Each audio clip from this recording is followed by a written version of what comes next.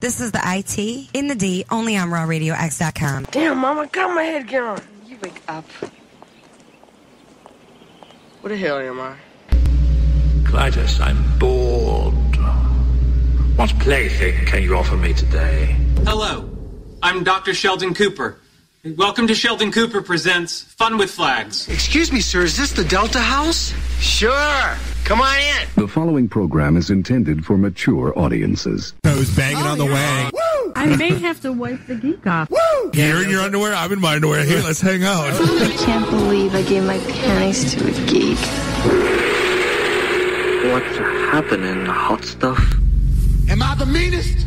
Sure enough. Am I the prettiest? Sure enough. Am I the baddest mofo low down around this town? Sure enough. Well, who am I?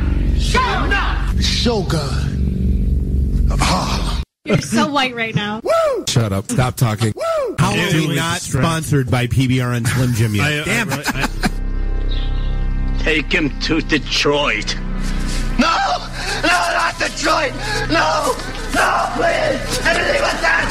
No! We used to hang out at the Magumbo Bar. It was a rough place, the seediest dive on the wharf, populated with every reject and cutthroat from Bombay to Calcutta. It's worse than Detroit. You will never find the more wretched hive of scum and villainy. Then don't come. Shut up. Yeah, I can't take that position. Woo! I don't know who brought that bell in, but Bob's got a new toy. Woo! Guess Captain Soundboard doesn't know how to run the soundboard. Woo! Are we at a break yet? Woo! So, what would you little maniacs like to do first? The question isn't what are we going to do. The question is what aren't we going to do. Ludicrous speed! Go!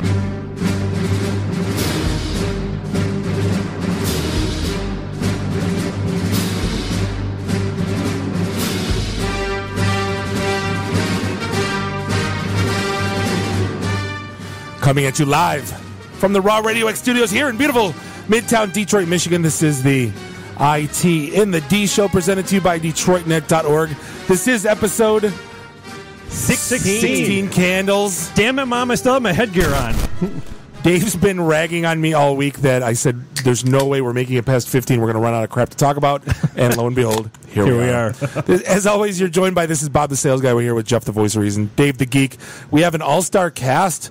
Full house tonight. Full house tonight. We have the COO of MarketplaceHomes.com, Mark Schaffner's in the house. Thanks for having me, guys. Good to be here. Good to be here. We got Derek.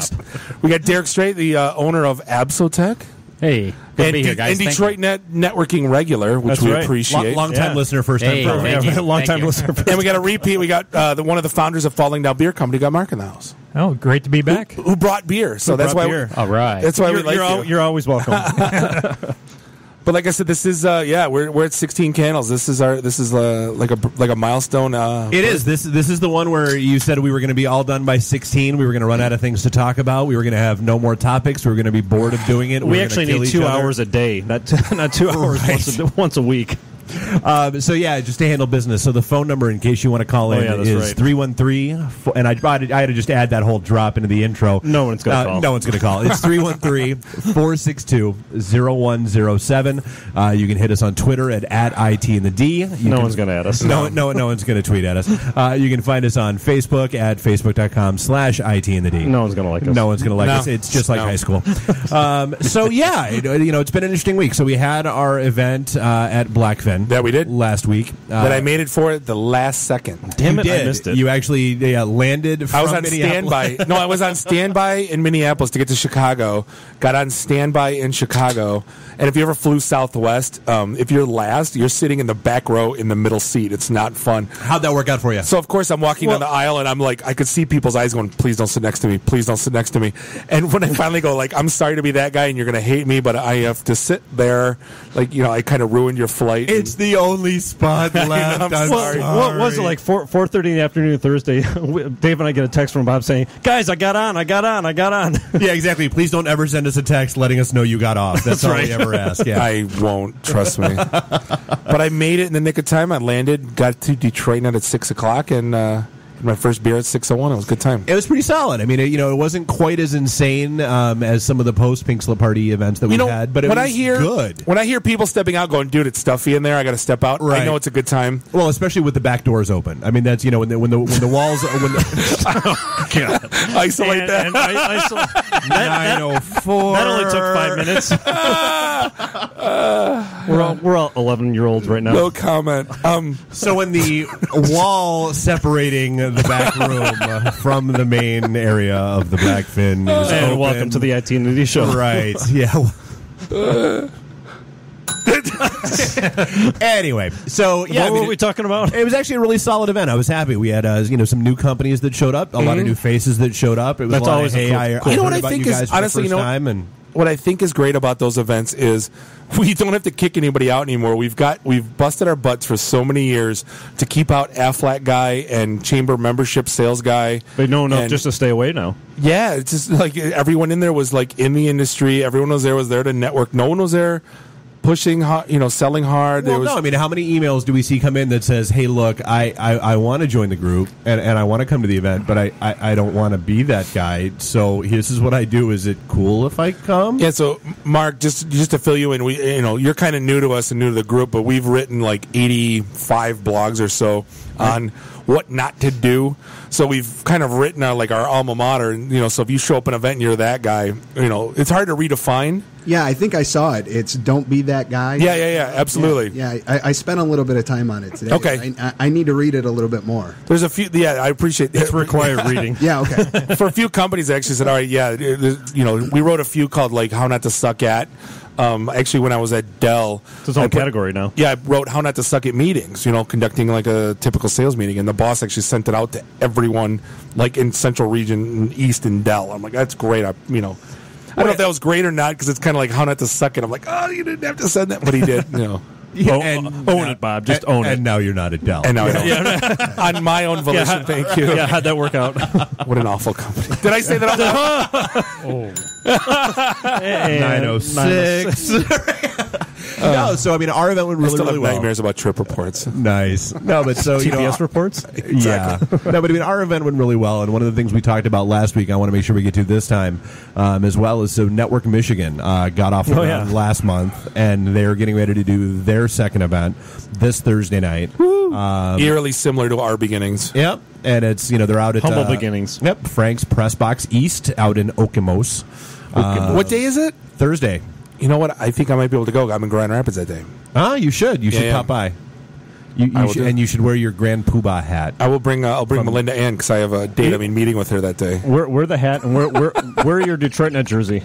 Oh yeah, good call. Good. Yeah, to my meeting in Grand Rapids. That's right. Yeah, right. Yeah, to the meeting. Right. Right. Well, you're just going to take them to Founders anyway, aren't you? I will. Yeah. After the 8th beer, I'm like, wait, right. Here's a PO. Yeah, nobody want. Yeah, just sign here and life will be good. Yeah, right. Let the geeks do their work. Right. No, but so I mean, it just as always. I mean, just talking about random chaos that's going on in the industry. The one that caught my eye that I threw in the LinkedIn group right at the end of the day. That everybody was like, "What in the hell?" Oh, the ID theft. Yeah. So basically a website that's notorious for ID theft managed to buy 500,000 names. Who? From Experian. One of the major credit bureaus sold 500,000 full identities, SSNs, the whole 9 yards, to a company out of Singapore that paid by wire transfer. That's outstanding. Wow. You can't do a damn thing about it, can you? No. Well, the damage is already done. Yeah. I'm sure it has nothing to do with the protect your identity products that they sell. I'm always amazed, like when I moved in the house. What was that about quality assurance testing? Right, crickets. When I'm always wondering when you move into a new house and you get a new phone number. Like when we moved to our house 8 years ago, we got AT&T service, brand new phone number. I'm getting within calls. 30 seconds. Oh, absolutely! Yeah. I'm getting calls like that night. Robo dialers. Oh, right. Absolutely. Yeah, they like sell the hello, immediately. hello. Like you have to answer 3 times hello, and then yeah.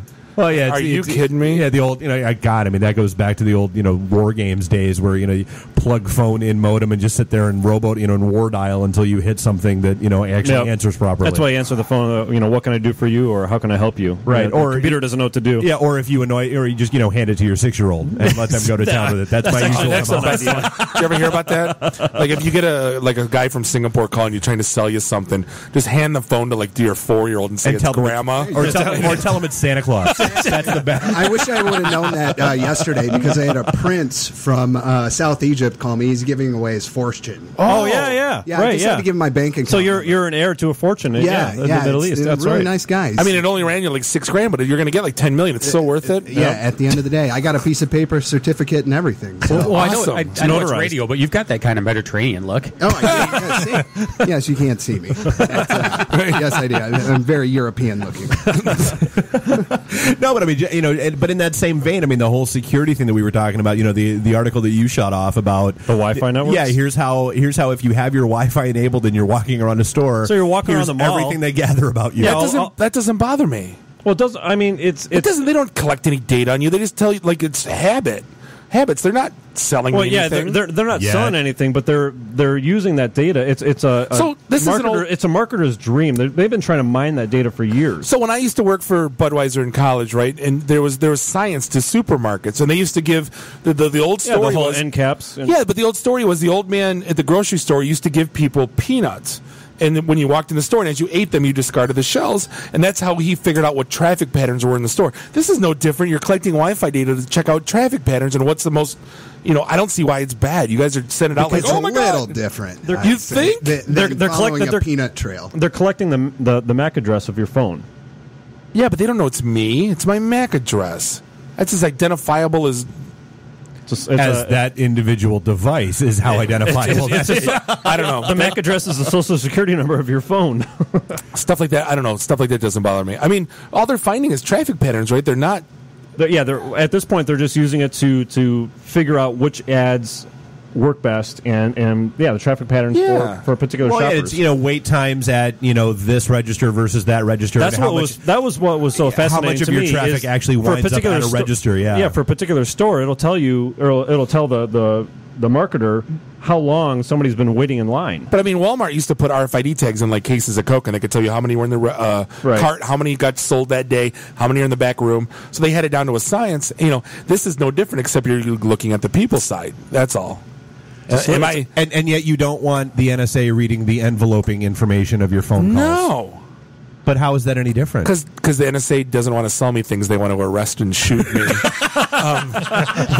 I'm sure they're not the only ones. The mall just wants to sell me mustard. I mean, there's a list for that, Bob. But don't worry. There's no domestic agenda for the NSA. Yeah. I mean, it's not like Minority Report when I'm walking in. You're like, "Hello, Mr. Wallenspiel. You like Jägermeister to the left, please." Actually, I wouldn't mind that either. No kidding. Yeah, no kidding. You will. Yeah, you will as soon as you walk into a store. Oh, hi, Mr. Wallenspiel. We'll ignore the fact you're walking in with your 10-year-old daughter. Porn to the left, hookers to the right.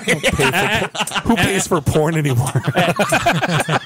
Actually, in about 2 weeks, it's going to be diapers to the left, wipes to the left. How is that going? I like mushrooms. The fun train is ending, huh? Yep. November 9th is the yuppie birth schedule. It's like a tea time for golf. It's like, sir, you'll be arriving at noon. Your child will be delivered at 1. And then you'll be able to go to the wrestling event at 6 p.m. that night. You can't go to wrestling. Speaking of the grocery store, my wife ran into your wife at the grocery store. That's how I knew you were looking at moving. Otherwise, yes, the cat is out of the bag. I figured you. You guys have been there a long time. Yeah, who needs Wi-Fi snooping with that MAC addresses when you got wives? You have the Housecoat Mafia network. I know what you're up to anyway. Yeah, I'm in real estate. I have to move every 5 years. You do. Doing his part for his own business. Is that the code? It's. I haven't had a. Are you going to get shot now that you told everyone? Yeah, it's out. No, the whole thing is like, I haven't had a sale. Shit, I better buy a house so I can. Keep my license in good standing. Right. Exactly. I'm my own best customer. Well, it's like you trying to buy a bar. You'd be your own worst customer. Right. No, I'd be a great customer. He wouldn't turn a I'd keep profit myself ever. in business. Yeah, that's what is it? The one of my favorite bars downtown. The Cranes article came out that the guy's Lager like House. making like he has $1,000 a year. And I'm like, that's it's kind of good timing, but then again, if you're looking at it from a business standpoint, it's not so much. Yeah, no, it's rough. That place is packed all the time, and it's kind of scary when you look at, like, dude, this guy's making no money, and everybody thinks he's loaded. And he said in the thing too, like everybody walks into like these Subways, and I remember like the little small pizzerias, and it's like they think, oh, this guy's rich, and it's like unless you own 5 of them, you're not rich, right? Yeah, it just doesn't work that way. No doubt. Like there was a Joe's Fire Department. Like 3 guys got together and bought a cottage inn pizza. I think they made like $2,000 the first year. And it was like they thought they were going to be like, oh yeah, this is great. We own our own business. We'll be retiring in 6 months. No doubt. Yeah, and they got their own pensions, man, like the size of the moon. They don't need to. Isn't that the case for any industry? Like a music band, they don't make any money. Their first record, it all goes to the record company. Right. They don't make any money unless they go on a tour. And exactly. Like, buy a tickets. T-shirt. Yeah, buy a T-shirt. Yeah, it's all in the merchandising. Same type of thing. Spaceballs, the merchandise. Right. The lunchbox. Well, and there you go. I mean, there's a good segue. So merchandising, and this gets back to the earlier topic. So there was the other whole thing about the Google Plus Google's now going to leverage your Google Plus profile and your picture whenever they're presenting ads to Not people. me. Oh, right. I didn't check the checkbox. Hey, You know what I'm sick of on YouTube? You're searching for porn. Bob likes porn. Here's the porn that Bob likes. Oh God, God help us all. You know what I'm fighting tooth and nail is on YouTube, and I want to call somebody a douche on like the comments. And they want to use your They real want to use name? my real name. I'm like, I'm gonna.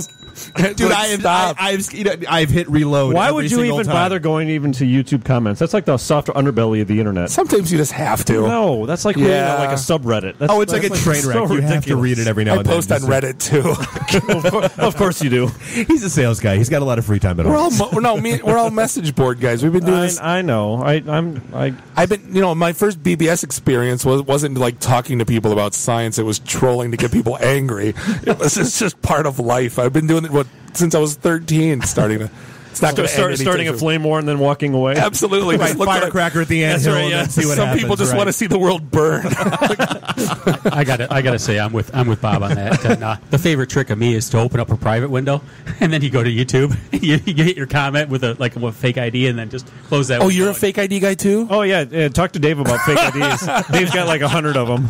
It's awesome. Yeah. It's all part of the We're fun. actually not really sure which Dave shows up every night. Right. It could be any one of my many personas. But watching the world burn, end of the world as we know it, and I feel fine. So last week we talked about the Koreans building the little Terminator bots that allegedly only go after jellyfish right now. Yeah, right. So there's a company out of Australia, and this one like completely tweaked me out because again, it's giving away the information that you're going to allow for your own demise. If you place an order for school books or food, they will use their little the four-blade drones? helicopter drones will zoom in on the GPS signal from your phone and drop you a deliver it book. right to you. Stop talking. Could you imagine walking down the sidewalk and having a bunch of books drop on your head? Amazon Prime. Actually, I would use that for Amazon Prime. It'd be great. I'm like, yeah, but you buy TVs through Amazon Prime. I bought a bunk bed because we're a bedroom short. I don't think they built a drone big enough to drop. It was the best shopping experience of my life. They're just currently all occupied right now. Yeah, they're all in Pakistan right now. It was the best shopping experience of my life. I go, look at the dimensions. Here's a bunk bed that's the same color. Order. It's on my porch in a day. And then I call up Big Mark, who delivers furniture for a living, who puts this stuff together. And I go, Mark, I got a $100 bill with your name on it. Right. Free shipping. The thing's built, installed, clean. And I didn't do a damn thing except push my button on my phone. I'm like, this is great. That's a credit card charge 4 days Seriously, later. you had Mark. Absolutely.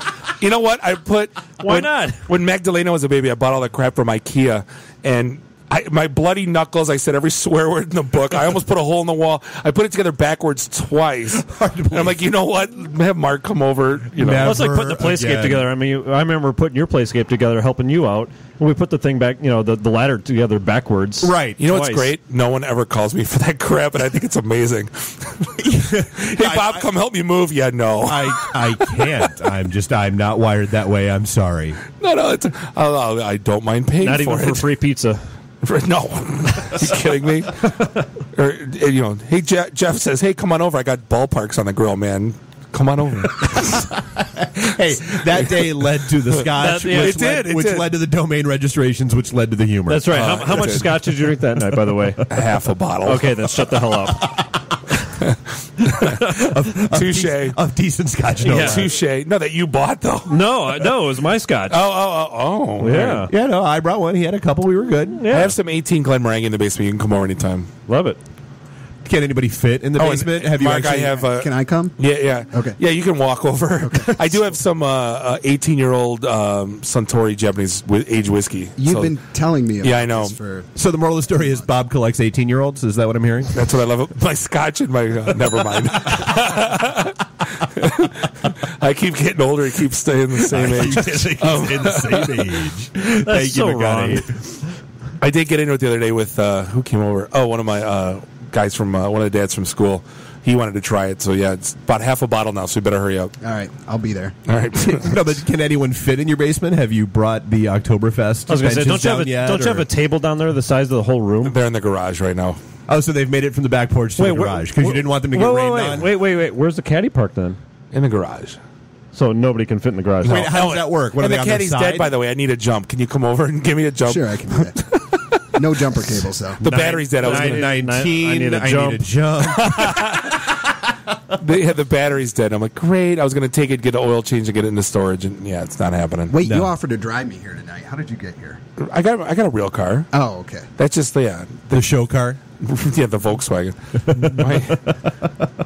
Bless his lows.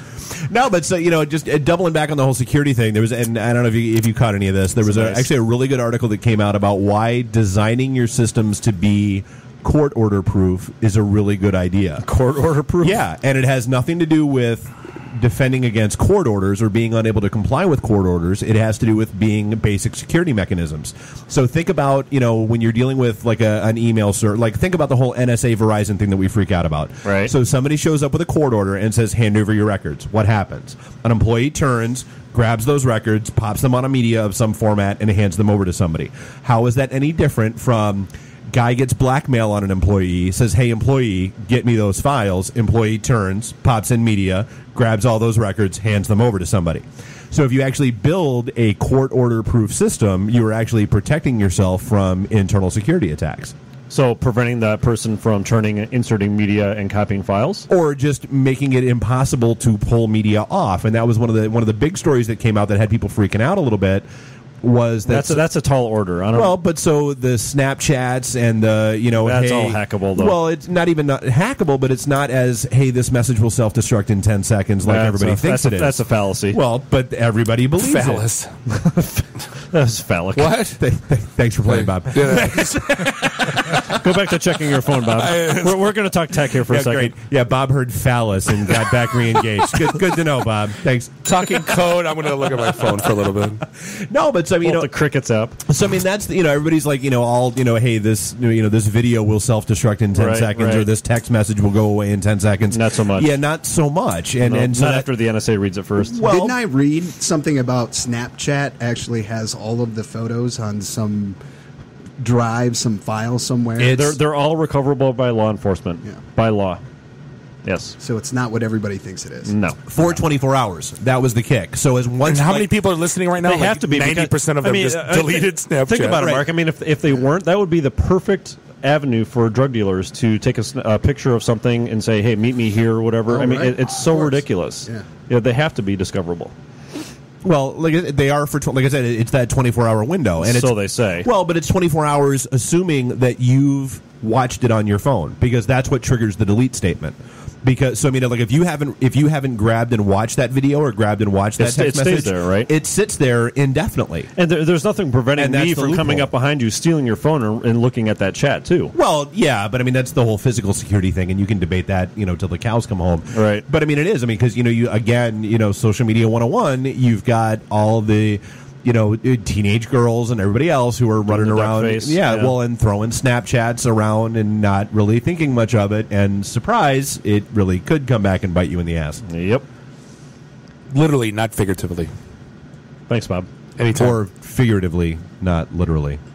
Oh, is where I think you were going with it. No. Is he still talking? We got a break yet.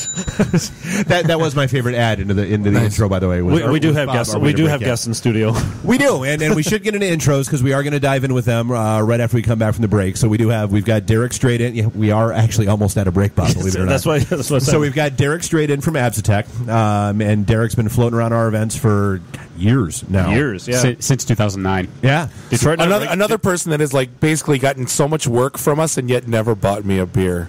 I bought you one at the last event. You did? That's right. God, screw me. Stella. Stella. You did. Because he knew he was coming, and he knew that you were going to say something. That's right. That's what you call a preemptive strike. No, it was the first beer of my first beer of the night you bought. Yeah, you're right. My bad.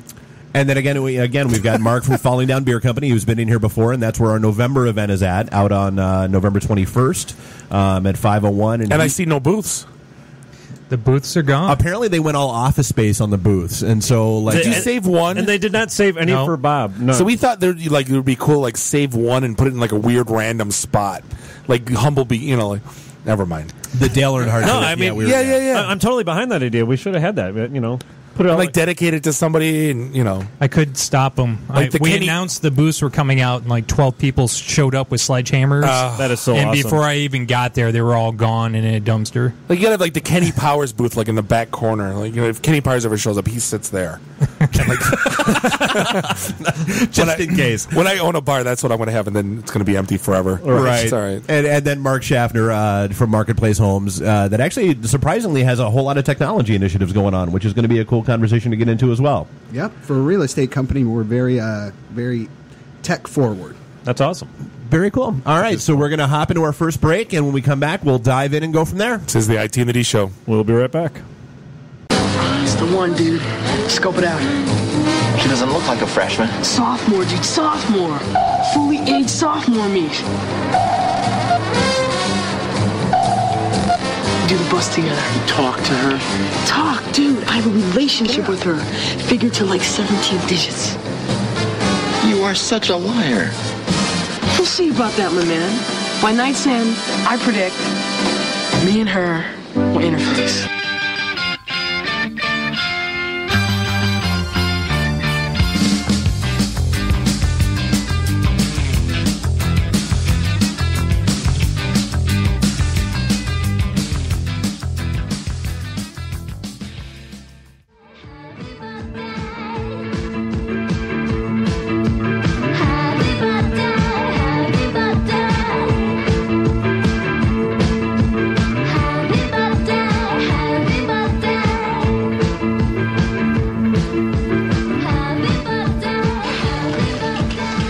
There has to be more dignified mode of transportation. Hope you get a car for your birthday and a license. Let's not hold our breath. Score a direct hit. We are back, the IT and the D Show, presented by DetroitNet.org. This is episode 16 Candles, and Dave worked diligently on the drops from the movie. It's pure. Damn it, Ma, I still have my headgear on. Hot stuff. And just to think, like, all the people that made, like, John Cusack out of that movie, then the guy, his buddy, nothing. He's like the Peter Scolari of 16 Candles. Oh, yeah, where did the other nerd guy go? Yeah, that's right. Right. Lost. Well, the one was Malachi, wasn't it? The donger needs food. No, poor Getty Watanabe. You know, he actually wound up going off on almost like Mark Hamill anti-Star Wars. Really? Went for a long time. Would not talk about 16 Candles. Well, Jake Ryan quit acting. If you ever read up, where are they now? He's like doing furniture in like mid PA. Right. Yeah, he wanted nothing because he said the donger went anti-donger. He was actually ashamed that he had portrayed such a stereotypical Japanese stereotype. See, you just have to own movies like that. I mean, owns. Yeah. Who owns the donger? I mean, for crying out loud, Arnold Schwarzenegger. 937. Arnold Schwarzenegger's been doing stereotypical German since he got here. Right. It's like, so what? You know what's really funny, by the way, if you want to, I'll send you the YouTube clip tomorrow. It's him doing commentary with the director today on Conan. and it's an absolute scream. It's one of the funniest things hilarious. I've ever. It's like, why did he put us sing here and you make us do the stuff? And it's absolute gold. I'll send you the link tomorrow.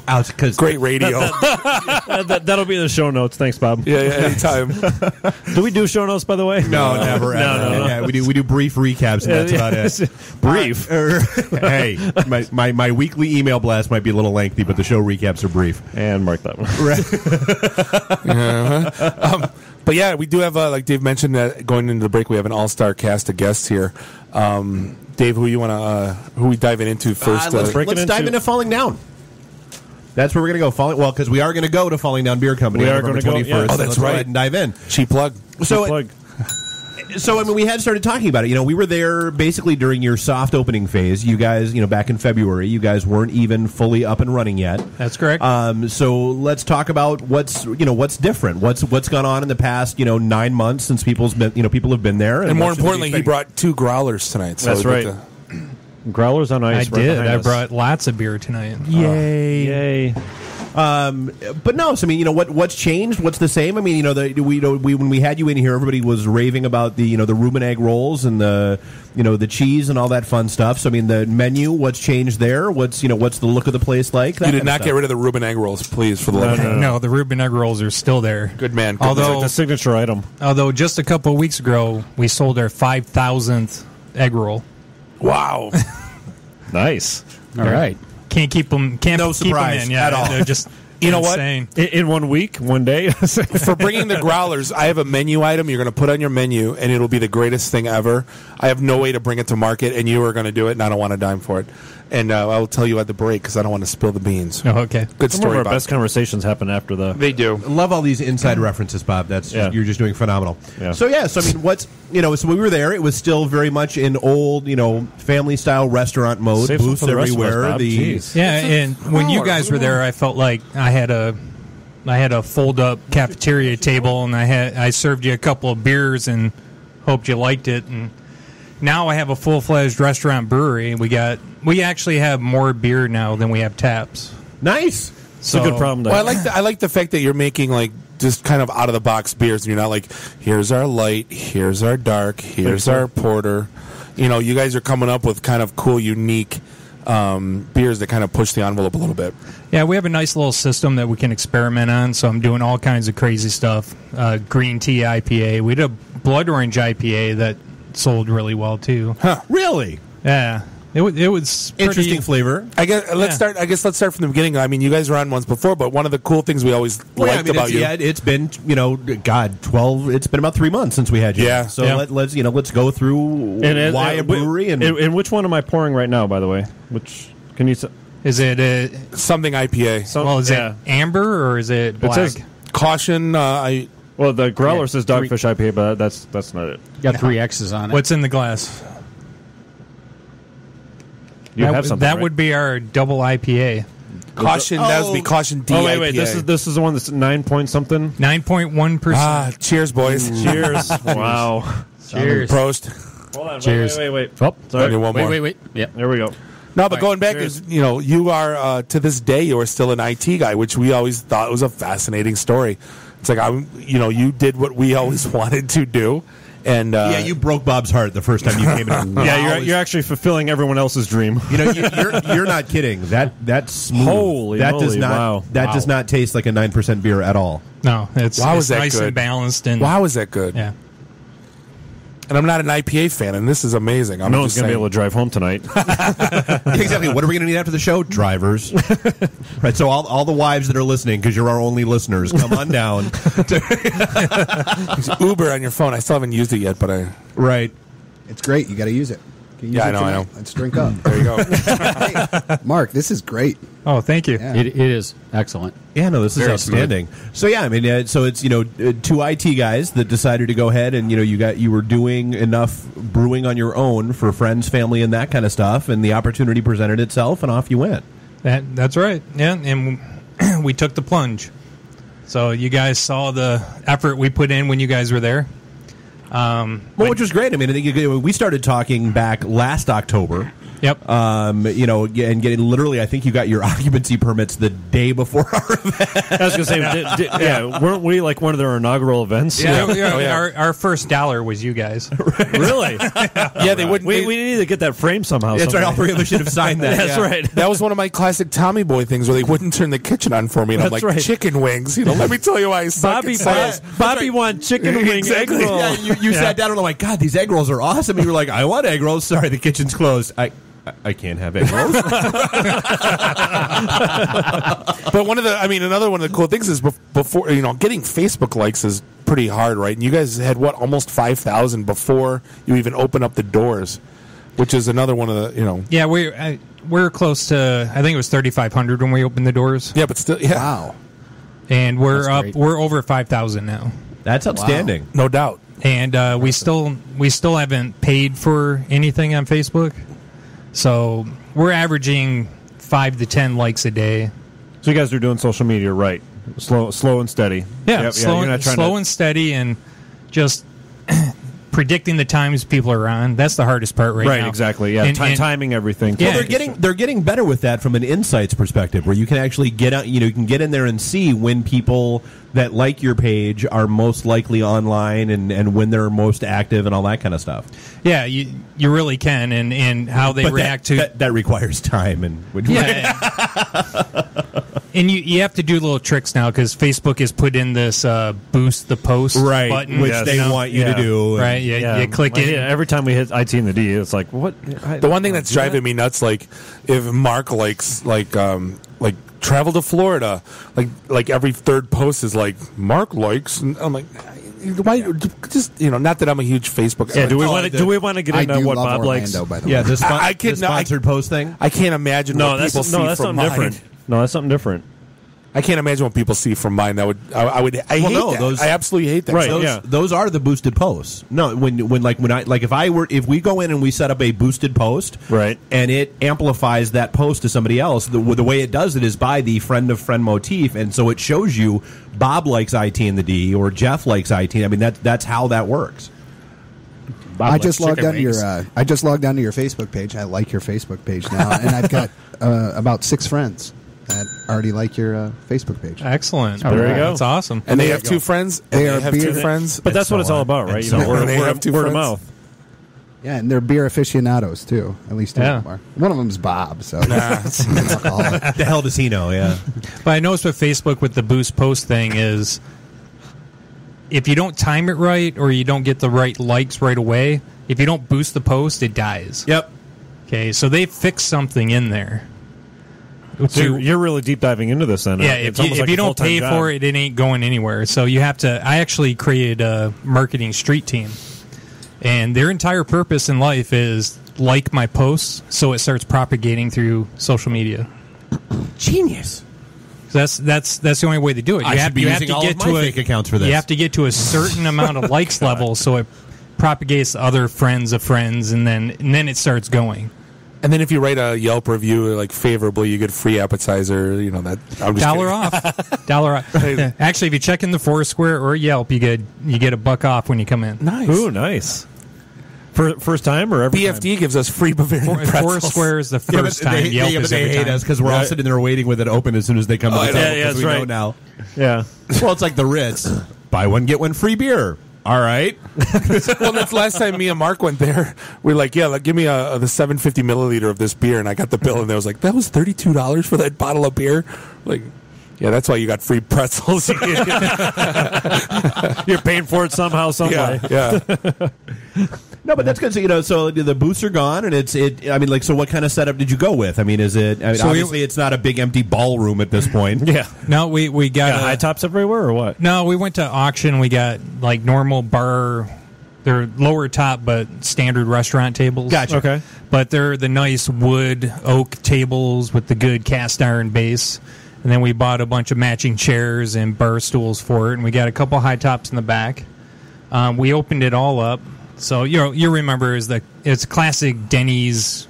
Yep. Yeah, it was booths diner, everywhere. Right? Yeah. Had the Burger King tiles. Oh, yeah, very Rams Horn-esque. Yeah. No exactly. floor space whatsoever. White drop ceiling. We called them crack house blinds. They had nice. the blinds that were all broken. And So all that's gone now. So the ceiling's black. The floor has been torn down to the cement and clear coated. We put the tables in. Yeah, I saw the wood photo of that. chairs. That actually looked really good. Yeah, and we got the big 2-inch slat wood blinds on the windows now. Very cool. Yeah. Did you do that torch down on the floor? No, we didn't do that. Oh, I've seen that in a couple places. It's really sharp. We wanted to do that cool acid wash. Yeah, where you throw the acid down and it changes all the colors, but we ran out of time, so maybe next year. I got a guy. My neighbor, he's a cement guy. That's what he does. Was he the cleaner? Yeah. You know, Dave says, I'll do a website for you. You build me my concrete patio.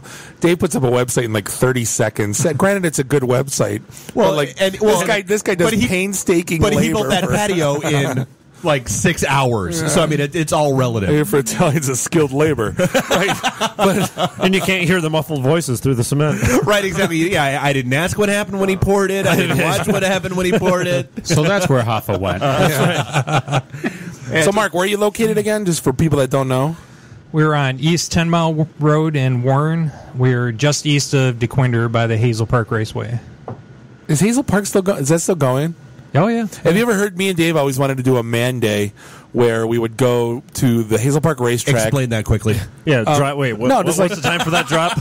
A man day? Guy's day. No, where you hit 9 holes. It was the quintessential game. Wait, no. Clarification. I'm sorry. Hit 9 holes, 9:45. That's right.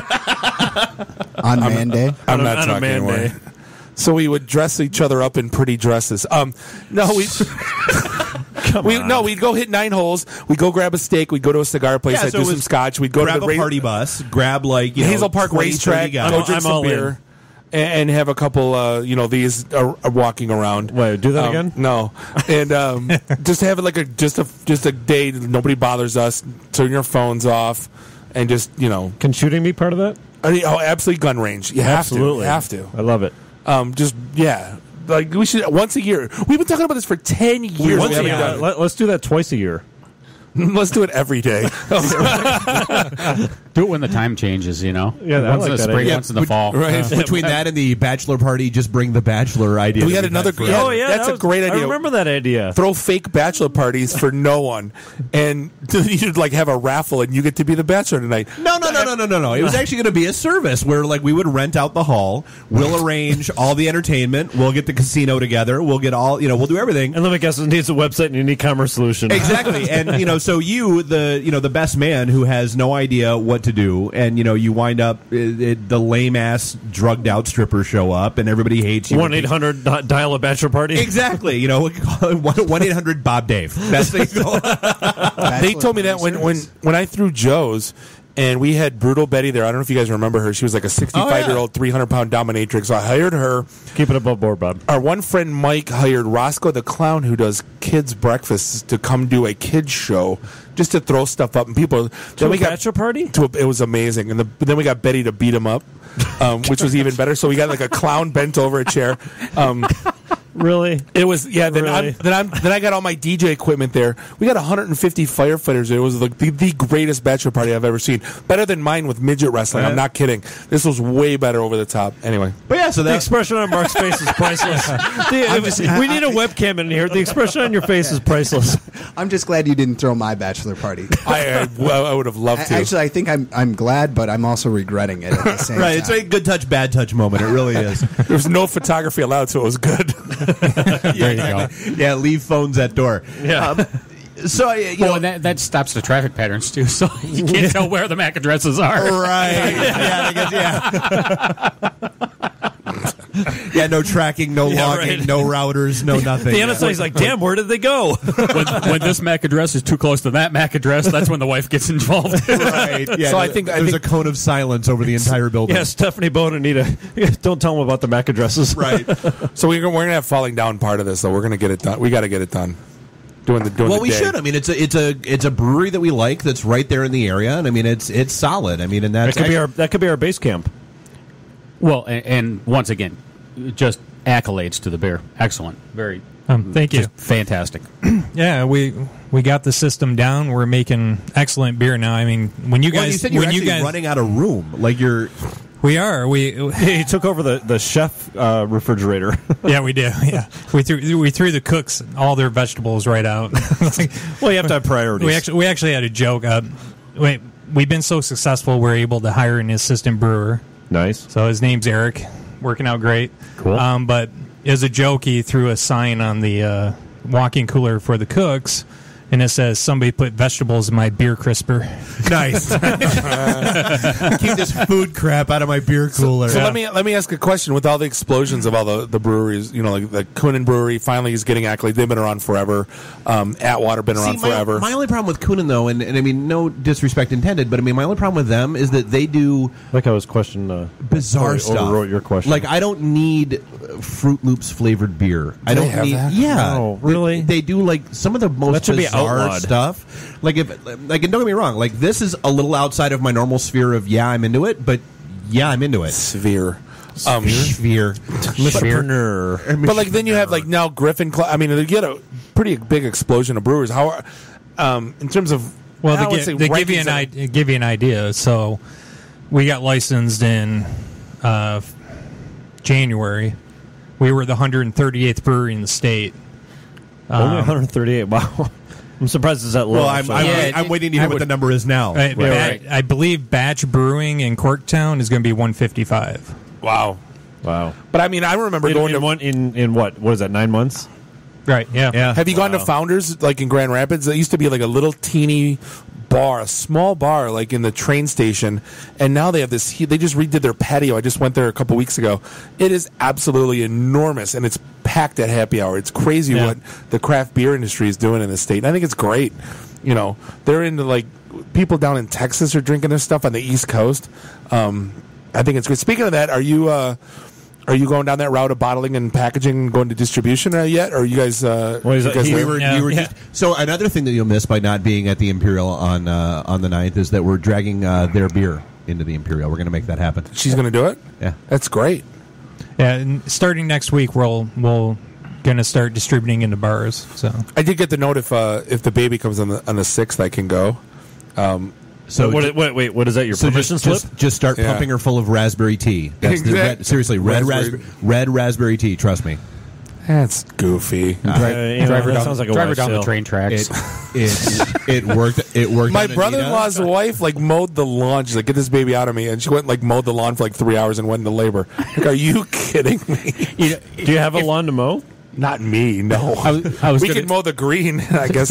Send her over to my house. I got 3.5 acres to mow. Right. And it's bumpy. I don't have any grass, and I still hire a landscaper. I'm such an idiot. Do you hire somebody to pick the papers off your front porch? No. They go to recycling. Okay. I don't even read them. He reads them on his Kindle. What are you talking about? Yeah, I read the paper online. I don't even know why I have the Sunday paper for the coupons and all that. I don't even know why I have the paper the rest of the week. Anyway, they still make those. It's almost more expensive to get the paper than the coupons. Well, in the center, honestly, I bought a Sunday paper for no other reason this week than my kid's birthday party is Saturday, and he wants to do a fire in the fire pit and make s'mores. So I bought a newspaper to have fire material. Just have kindling. Just have kindling wood. Yeah. You didn't have any printouts you could burn? Hey, computer paper doesn't burn quite. It's a newspaper. He's got Windows 95 books coming out of his nose he could burn, but no, I got to keep those for posterity. And he keeps. Someone might need them. MS-DOS books. No, I have to look it up. But sometimes books. I've still got my DOS 622 installed. Well, of course, of course he does. I can't comment. Really? I might. I don't think I have 6. I have 611. Yeah. Anyway, I've got my Windows 311 for work groups, diskettes. Windows Me. No, I actually. There is a value to that. I remember calling Dave up on Christmas Eve back in 2002, saying, "Dude, I'm in alert. I'm at Stephanie's parents' house. I need a Windows 95 CD." That's right. That was it. Was because I was watching 24, and you called me. And I called you. I need a Windows 95 install CD, and I'm like, got it. Come on over. I need this. We make fun of you until we need you. Of course. You lost me at DOS. Right. You put the thing in and you turn it and it go. Yeah, exactly. Command what? No, so I mean, good. So, I mean, it sounds like everything's going really well for you. I mean, getting into bars and that kind of stuff. How are the I've seen you've been taking part in a couple competitions and that kind of stuff. How's that going? The competitions are going great. I don't know if you saw the M Live competition. Yes. So We got voted. I tried to rig that for you, but I got involved too late. Sorry. That's all right. So we got voted in the top 4 for Metro Detroit, Good for which you. put us in the top 38 in the state. Nice. That's awesome. Yeah, and so Excellent. we got to be on the beer tour and got a full review of it. And, of course, Reuben egg rolls was their favorite thing. Ah, yes. Are you ready to go into restaurants or other bars? Not yet. Well, we're going into bars, so we're going to hit all the major multi-taps. Yeah. I would say like BFD. That's a no-brainer. Yeah, BFD, One-Eyed Betty's, Slows. Those are the type of places we're going to the start. So back to the competition. Like, was it a particular beer that was voted, or was it a combination? Was it? No, it was best brewery. So best brewery. Okay. Yeah, so it was a combination of food, atmosphere, beer, all around. So, and we got kind of the best of the rest.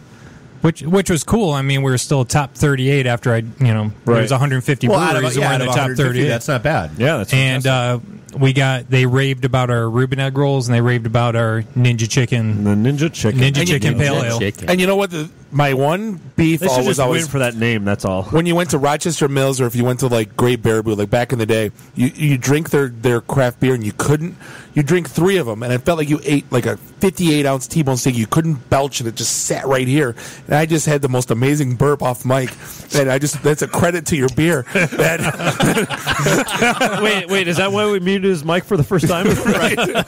No, but it's like the old I don't want to say fallacy because everyone's going to make fun of me, but the old thing about craft beer is that it's just heavy and it sits, and this is actually it's very refreshing. It's what a beer should be. Anyway, it's drinkable. Absolutely. Yeah. Well, yeah, you can have more than one and not feel wrecked. Speaking of which, it depends at 9.6% or 9.1%. Sorry, you have a couple, you might feel wrecked, but cool. We could do this. We could do this segment to the end of time, but I think we're up on a break. We're getting close. I mean, we're getting close. We got a few minutes. Anything else coming up that people should know about? Do you have anything going on in the restaurant that obviously we're going to bring people in on the 21st? I mean, anything between now and then they might want to pay attention to? Well, the biggest thing is this weekend is Detroit Fall Beer Festival down Eastern Market. Very cool. We will be there. Awesome. Nice. The big thing to note this weekend, we're going to be down at Eastern Market this weekend. What are you guys doing? Lions game Sunday. Ah, nice. But big thing to note is our 2 most popular beers that we cannot keep in stock for more than a day will be at the beer festival, and we will have 1 keg Ninja Chicken on tap at the brewery. We will have Ninja Chicken and Angry Beaver. I love Ninja Chicken. And Angry. I was going to say I don't remember the Angry Beaver. Count me in. So the story college days. story behind Angry Beaver is I'm a film nut. So I created a 4% session brown that I called the Nice Beaver from Naked Gun. I love it. I just had it stuffed. Beaver. So Nice Beaver. I doubled it and came out with a 8.5% brown. So that's the Angry Beaver. That's my college. That's my high school prom date. Well done. What, the Angry Beaver? Yeah. I was going to make a first wife joke, but Yes. So we'll be at the beer festival Friday and Saturday, and we're going to be. So it's not Sunday. No, Friday, Saturday, and we're going to be tapping those We can beers. go Friday and Saturday. I got nothing going on. I was going to say we can. Yeah. Yeah, we'll be tapping Ninja Chicken and Angry Beaver at the brewery on Friday. So we'll be tapping the Angry Beaver. Yeah, tapping the Angry Beaver. There's something wrong with that there. How early will you be there on Friday and Saturday? Was it for crack of dawn? There's a bunghole joke in there from the keg. Friday is enough for crying out loud. No, did you not know that the top of the cake is called a bunghole? I laughed my ass off when I was 17. It is. The old man says, make sure the bungs are facing out. I almost died laughing. Trying to have a conversation here. Sorry. Go ahead. You're still laughing about it like you're 17. Yeah. That's the No. It'll never stop. Oh, we are. 11. Yeah, 11. I have a picture of him telling us. Bob's crying, actually, over here. He's crying. Tito, get me a tissue. What happens when you tap the Angry Beaver in the bunghole? Exactly. Come on. Cries. Wait, where's the bell? All right, you know what? To hell with this. I'm calling a break. We'll come back to the show. We'll be right back. God, he is still warm. Oh, good. Here, I'll help you. Canine cologne. Oh, no more Yankee, my wanky. The donga need food.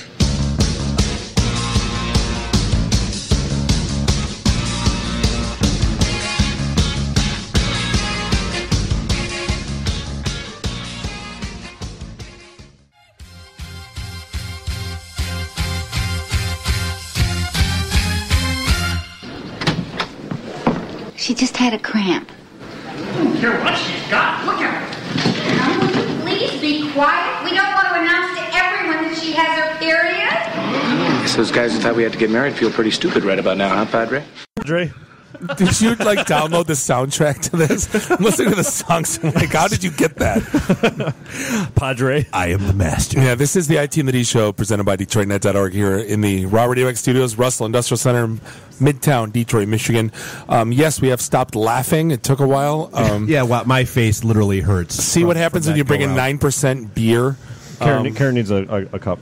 Karen needs a cup. See what happens when you bring in 9% beer. It turns into giggle fest like we were. Six guys, one girl, one cup. Is that what that is? Pretty much, yeah. Red Solo cup. This is a little reminiscent of my show an hour ago. I was the only woman in the studio. And your fishnets rip, so we're... I don't... That's another story. All right, so here we are back in. I just lost all train of thought. And I've got nothing. No, so we were talking with Mark at Falling Down about everything going on in our event there on Thursday, the 21st of November. That actually should be. I'm looking forward to it. I'm happy to see that the place is still doing well and love supporting local. That's the whole point. I mean, that's what we do. So talking local, I guess let's dive in with the other Mark and talk about Marketplace Homes and what you've got going on. So I always thought, obviously people that listen to sports. Wait, is this Bob or Mark? Well, because here's how this started. Bob, my neighbor is the COO of Marketplace Homes, and he would like to come on our show. No, I would like him to come on the show. He's your neighbor? Yeah. What's your address? No. My address. I'm just going to throw it out.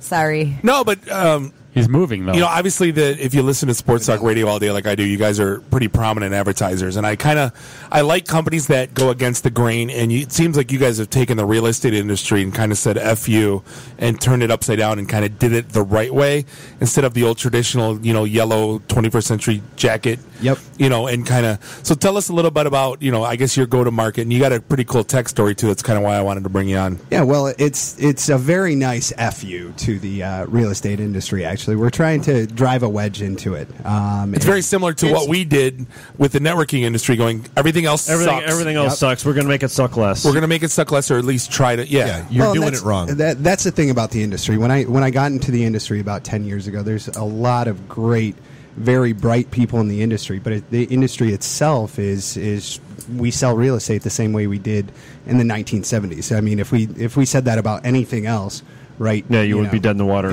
Yeah, exactly. Right. So, and nobody's really been able to change it, and that's what we're trying to do.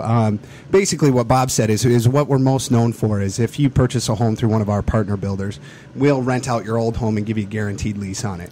Now, this is great for people that are underwater. You owe more than your house is worth. Like, raise your hand. Yeah, right. Yeah, everyone in the room. Yeah, exactly. And we actually just developed a new program where if you purchase a home through one of our partner builders, we will list and sell your home for just 1%. So if you're selling a $200,000 home under the normal real estate model, it costs you like 3 to 6% easy. Yeah, 3 to 6%, and it can cost you as much as $12,000. Well, if you use my company, it only costs you $2,000. Nice. Yeah. Kind of like that. So, and one of the coolest things that we've been able to do is we're actually using technology and also the telephone, as unsexy as it sounds to sell real estate. We're using the telephone, using technology. Well, traditionally, when you were talking about this at the bar, what you guys are doing, traditionally, the real estate agent, they're, I don't want to say schmoozing, but it's sometimes you just want to be left alone. You don't want to talk to anybody. You just want to see the house. How much does it cost? And that's exactly what we do. And what's great about our company is, yes, we're here local. We're in Detroit, but we've been able to scale what we do across the entire country. Right now, we're in 20 different markets, and we do it all from right here in Livonia, Michigan, which is really very awesome. Right now we have 1,600 homes that we manage as rentals, and we've sold over 3,000 homes, $500 million in real estate, all from one central location. So let me ask you this. I mean, when you're renting out these houses, I mean, Is there a point? I mean, obviously you're using scale, so you're not going to lose money. Because when you think about it, if you're saying you're going to rent it out for 6 years, there's a lot of risk involved. There is. I have one rental property, and I pull my hair out. I couldn't.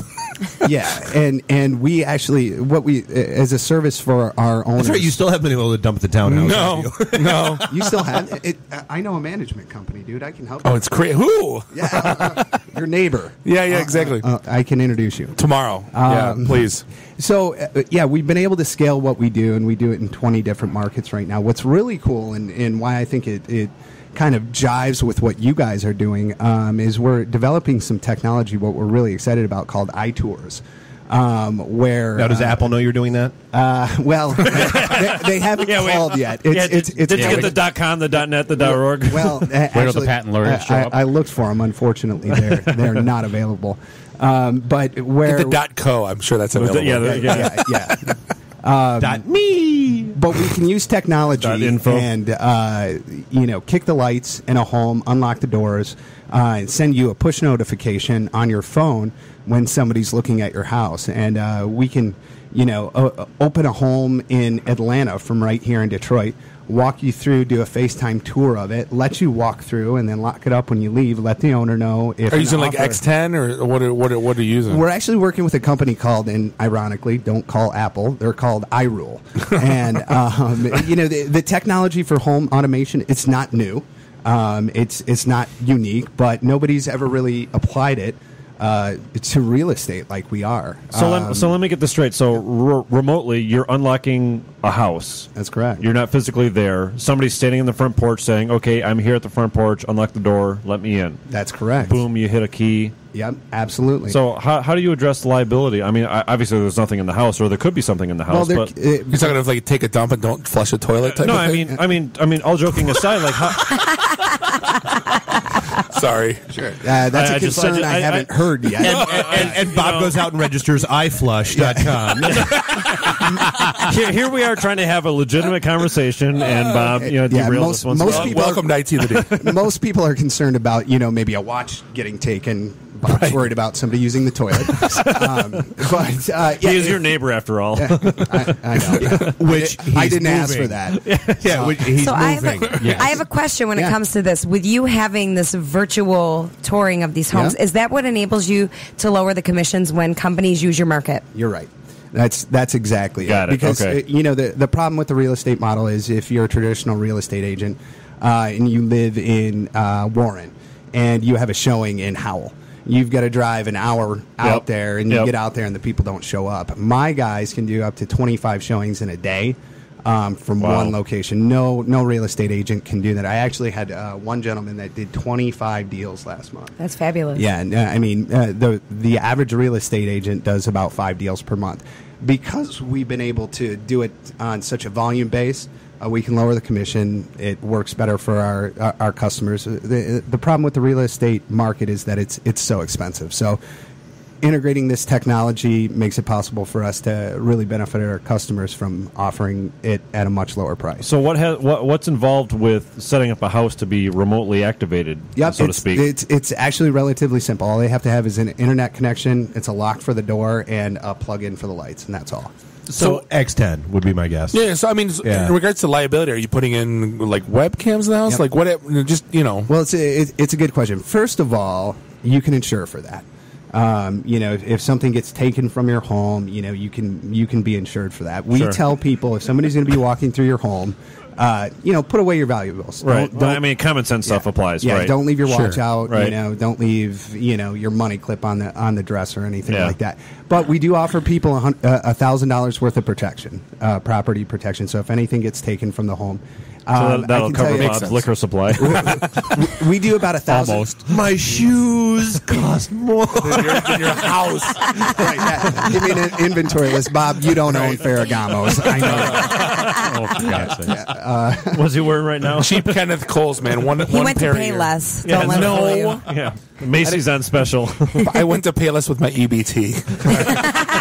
and rated that place while the limits were gone. Yeah, on his iPhone, he rated it, but it didn't work. You had a BOGO coupon, I know it. It was shut down. No, I'm a huge fan though. People that like look at things and just say, you know what, this industry sucks. I'm going to change it.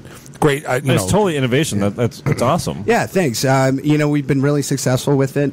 We do about 1,500 tours a month. Wow. And I can tell you, it's happened. We've had some things happen. Well, what was the thing on Facebook? I saw that you were at the Ink party. You were like the fastest growing, or what was? Tell everybody what that was about. Yep. Well, last week I got to attend the Ink 500 conference because we were the 99th fastest growing company in the country. Nice. That's crazy. Yep. We were the fastest growing company in Michigan last year. Actually, we grew at 13. What are you doing on this show? Good question. My neighbor asked me.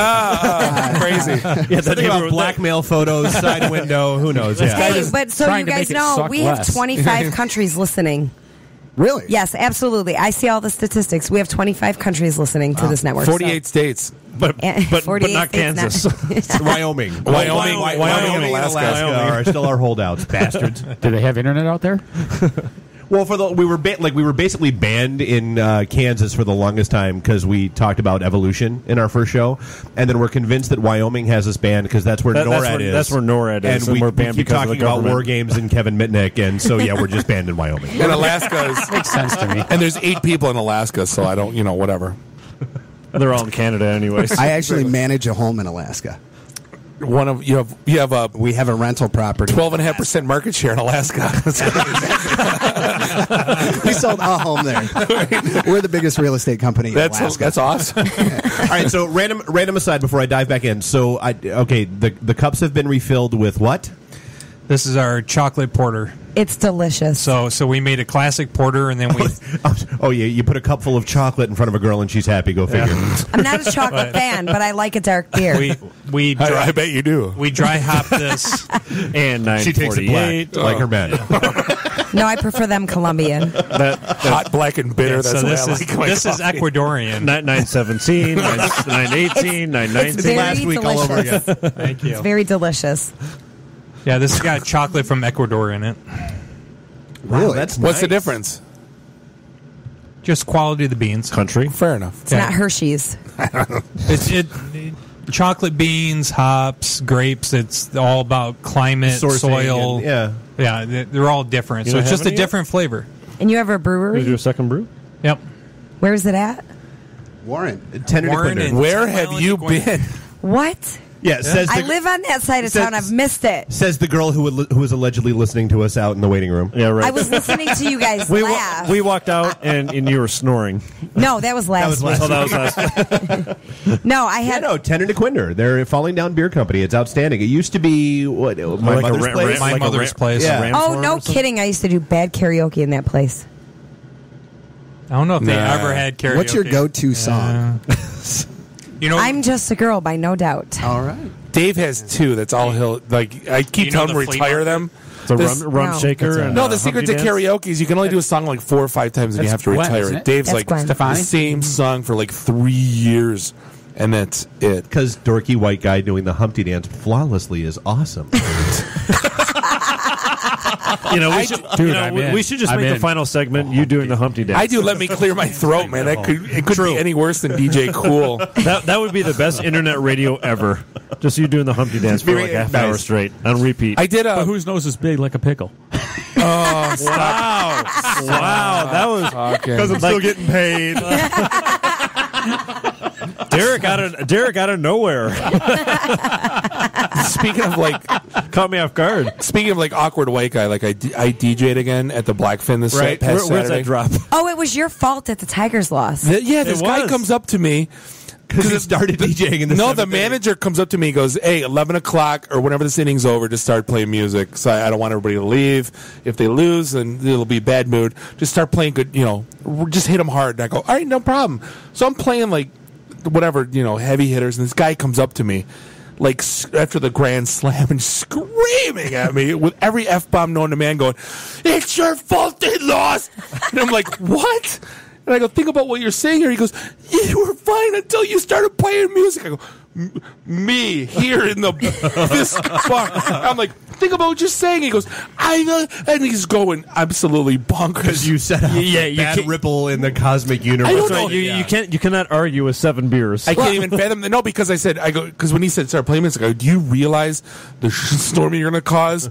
And a girl, I'm going to get a beer at the bar, and she comes up and pushes me. She didn't know who I was, and then they're like, that's the DJ, and I walk back, and she goes, game on now. She goes, I'll go crazy. I go, listen, there's like a witch's pub crawl. There's like 50 women in the dance floor want to dance. And she goes, I don't care. I'll slit their throats if you don't play this. And she's screaming. And I'm like, she goes, I'll go crazy. I will kill you. Put the game back. I'm like, this is like the dark side of DJing. So you had your Jersey Shore moment that you didn't have the week before. Yeah, you but had it's several of them this time. No one wants to listen to Joe Buck talk. Well, that's when like, when you have to break out with like Milkshake and Troublesome by Tupac. It's 50 women. I was gonna. No, at this point in my life, I just kind of laughed about it earlier. Like if I was like 23, I'm like, oh my god, I'm so sorry. Now I'm like, I hate you, and I will never play your song. No, it was in the back of the line. Yeah, let me add it to the queue at like 2:30 in the morning. No, it goes back to the girls that would come up to me and go like, this song sucks. Play something good, or I'm leaving. And I'm like, there's a line of 30 people to get in here. If you leave, you're replaced. I'm good. The dance floor's packed. Yeah, but what an absolute crazy night. And, anyway. Yeah, nice story, Bob. Thanks for the call, Bob. So back to Marketplace Homes. There wasn't a finish. Yeah, meanwhile, Mark's on his phone. The other Mark's asleep. Yeah, somebody wake Derek up. And if anyone ever has any questions for IT and the D, you can reach them at 313-462-0107. No one's going to call. No one's going to call. Someone will call. No. Yeah, you can hit us on Twitter at IT and the D. No one's going to tweet us. Yeah, or Facebook, IT and the D. I tweeted you earlier. You did? You did? Do you want me to go to the hallway and call? I can have you breathe really well. I'll bet you give great phone. I give great phone. It's not that kind of show. It's disgusting. So you've got the whole iTours thing going on. I mean, anything else from a technology perspective that's out there? Or? One of the things about the real estate industry too, and what people want from a real estate agent is help with complicated paperwork. I was going to say simplicity. Exactly. Yep. And we've made all of our documents. Yeah, you never look at page 19 that has the total amount that you will pay over the life of the loan if you actually. Yeah, exactly. well, what we're doing with that is what's the great thing about TurboTax? They make taxes easy, right? True. Not for Eric Geithner. Did I say it out loud? Never mind. Yeah. Really? The Treasury Secretary. Yes, we all know who that. Thanks. That went right over my head, but that's okay. And that's what we're doing. Tim Geithner. That's why I was wrong. Yeah, exactly. That's how much I care. Again, thanks for the call, Bob. That's what we're trying to do. I would say the line, but I don't want to get muted myself. With real estate paperwork is kind of make it very easy. That's what this purchase agreement says. Your net at the end of the day is going to be this. This is how much you have to bring to closing. Yeah, because you always wind up with a hand cramp at the end of the damn thing. Yep, exactly. And we make it very simple. It's like taking Karen on a third date. We can't. Hey, now. Really? No one ever gets past 2.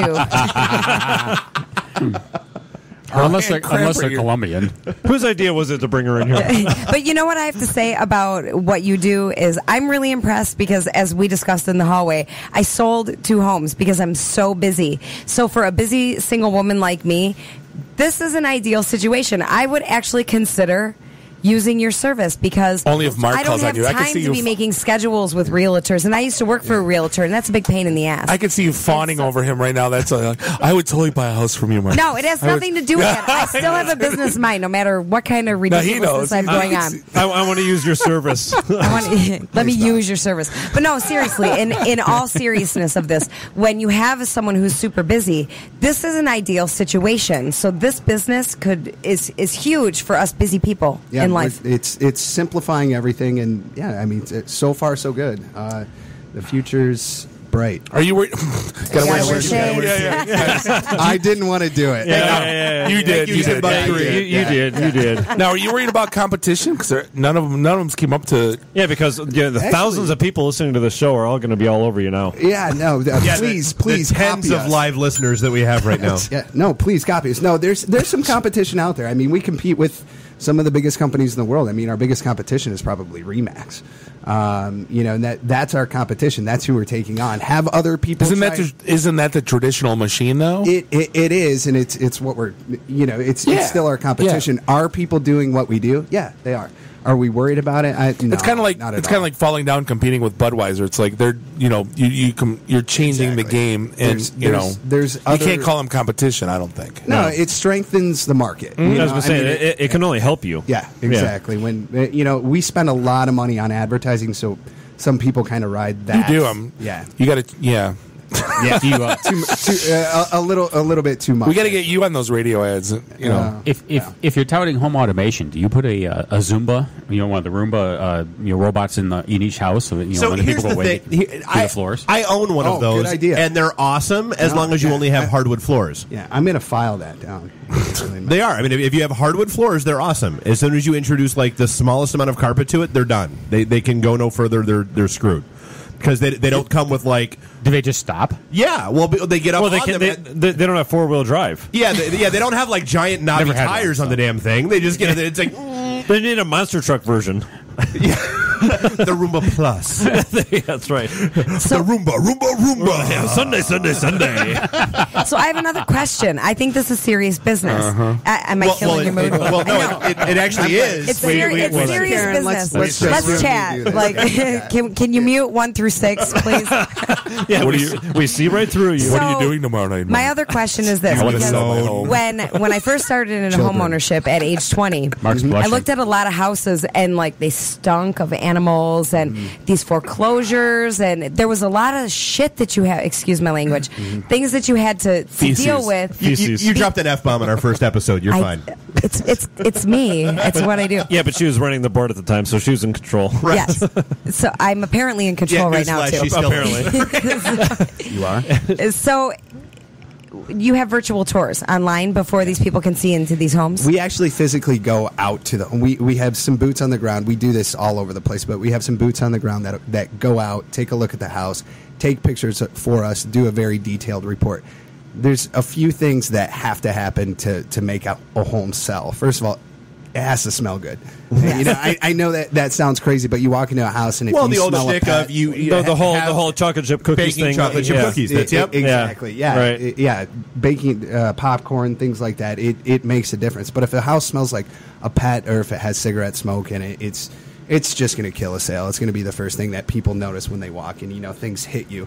So we do an inspection before we actually take on the listing, and we will stage the house for people and say, listen, I know you love this, bright pink bedroom. It's great. Your kid is probably awesome. Paint it. Right. And another thing that I learned in real estate is that when there's family photos in the home, you take them down. Take them down. Yeah, because you don't want them to see your family. You want them to have the open viewpoint.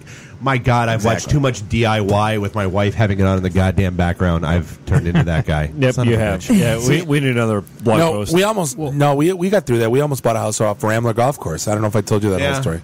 And it got to the point where the floor layout was so bad. We're like, we can't. And the real estate for that much money, how do I have? Why to was there somebody else's family photo on the wall? Or no, not at all. The house was absolutely drop dead gorgeous from the outside, but terrible on the inside. Just terrible layout. The floor plan. I mean, upstairs is upstairs. But it was a supermodel, and then you got her home, and she took her wig off. She took her leg off. Took her teeth out. I'm still okay with that. This was This was like clear. This was off one of like the hole number 8 where the golf course I go to, and it was like I always dreamed about this house, and I looked on Realtor and it was listed. I'm like, oh my God, my dream house. You're going there. We went and looked inside, and it's like, yeah, you find out your supermodels. She's a psycho. That's why it's for sale. Yeah, yeah. And they finally pulled the listing. So like, the real estate agent took me inside and said, everyone's been complaining because the layout's so bad. That like I couldn't figure out, like, you want one room that's comfortable, like your front room, and there wasn't that room. Yeah, for this much money, how do I have to spend $100,000 knocking down walls? And one of them's load bearing. Right. Quick question. Well, now I know how he rents that many houses. That's that queue of Febreze commercials he leases them a free music commercial, and they spray them all, and then they smell good, and then he sells them. 3 days later, it's like, why does this smell like cat piss? Quick question: is anybody else distracted by the glitter on Bob's face? Where is glitter? No, you must be catching the light. Yeah, what happened before this? I didn't shave. He went to a transvestite show before this. Did you hit 8 Mile before So you what came else to is 3rd new? Street? Why do you smell like cotton candy? No, it's great. Wait, are you getting turned on? It's gray whiskers. I didn't shave today. It's Monday conference call day. I'm like, I don't see anybody. Yeah. Nice. All right, well, we're up on the break, so Bob, This is the IT and the D show. We'll be right back. I'm so sorry. I thought that you my new style American girlfriend. Forget it, man. Just get some meth, all right? She not here. Don't jerk me around, man. Where is she? She got married. What? She at the church. She get married to Oleg Bohunk. Married? Married. Married? Yeah, married. Married? Married. Yes.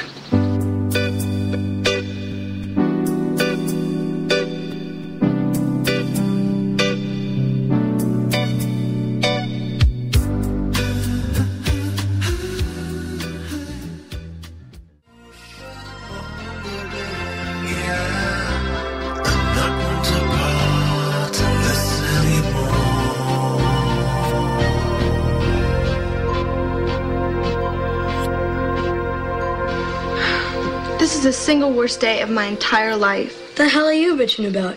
I gotta sleep under some Chinaman named after a duck stork. Dork. What in the world?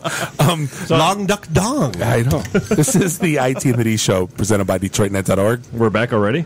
Yeah. We are? All right, so we're still in the Raw Radio X studios. We are? We haven't been kicked out yet? We're still in Midtown Detroit, Michigan. It's crazy. It's still our 16th episode, and we haven't run out of shit to talk about yet.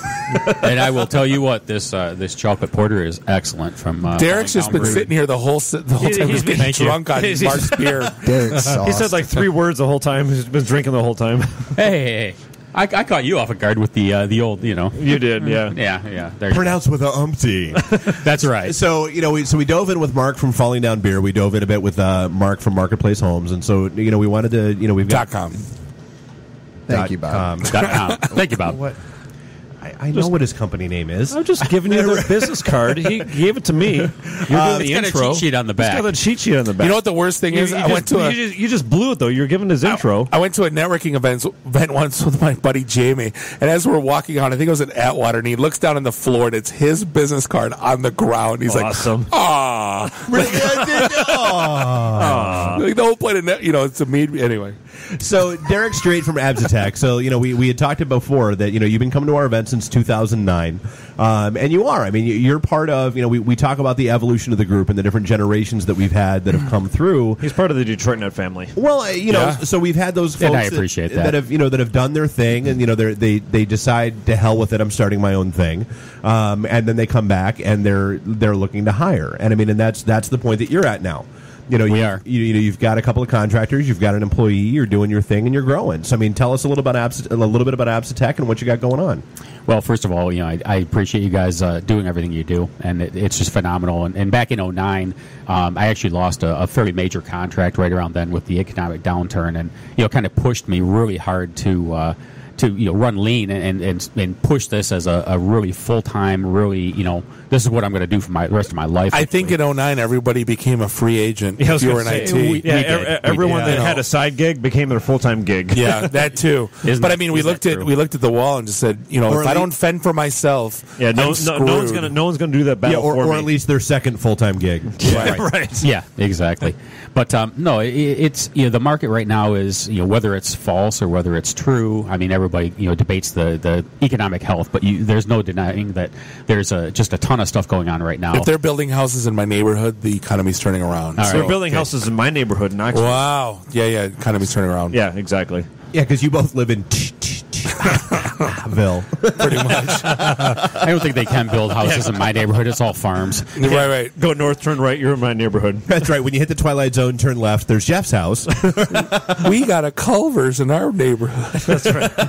Anyways, did Jeff buy a plot on Tatooine next year? That's right. Bob's on Hoth. So, random side note, because Wow, my pen. Wow, you just I was gonna say you're throwing. Don't try to tons at me kill now. our guest for No, crying out loud. so just talking about the whole tattoo. Oh, my thing. retina. Yeah, there was actually a story that came out today about how the Mos Eisley set in Tunisia is actually falling victim to the sand dunes that Actually- are going on out there. Sand people? And they're saying Came out yesterday. they're going to disappear. Yes. Oh, they're Yep. being buried alive? Yeah. There's a sand dune progressing towards it, and they said if you want to see it, you better get your keister over Really? there. Yeah, it's, There's enough pictures there. I can just say I took them myself. Yeah, I was going to say, I think I have a coffee book from 1982. Yeah, exactly. Yeah, something that will not spur me to move is hurry up and get to Tunisia.